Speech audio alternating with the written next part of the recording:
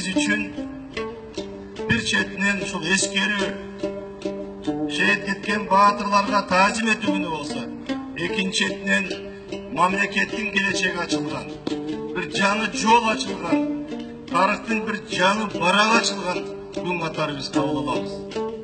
Мен толук ишенем, биздин келечегибиз кең, элибиз эмгекчил, намыстуу, баатыр. Албетте биз чоң ийгиликтерге жетебиз. Эң негизгиси эл ичинде биримдик болуш керек, ынтымак болуш керек. Эмгек ар бирибиздин акылыбызда. Анткени эмгек менен гана биз гүлдөп өсүп алабыз.